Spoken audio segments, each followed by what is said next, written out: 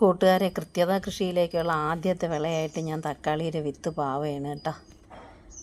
എന്നാൽ ഇതിൽ ഞാൻ ചകിരിച്ചോറും അത് കണക്ക് ട്രീറ്റ് ചെയ്ത മണ്ണുമാണ് ഇട്ടേക്കുന്നത്, നിറച്ചിരിക്കുന്നത്. അതിലേക്ക് വിത്തുകൾ ഇട്ട് കൊടുക്കാം. ഒന്നൊന്നായിട്ടൊന്നുമല്ല ഇരുന്ന് ഞാൻ ഇങ്ങനെ അങ്ങ് ഇടണേന് കേട്ടോ. എല്ലാ കള്ളിയിലും വീഴണം. വളരെ കുറച്ച് വിത്തേ ഉള്ളൂ.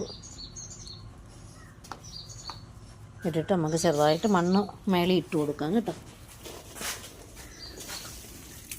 വളരെ കുറഞ്ഞ അളവിലേ ചെയ്യാവൂ, കാരണം ഒരു വിത്തോളം മാത്രമേ തരാവൂ. അധികം മണ്ണതിൻ്റെ മേളിൽ വീണാൽ കിളിർത്ത് വരാൻ വളരെ ബുദ്ധിമുട്ടായിരിക്കും കേട്ടോ.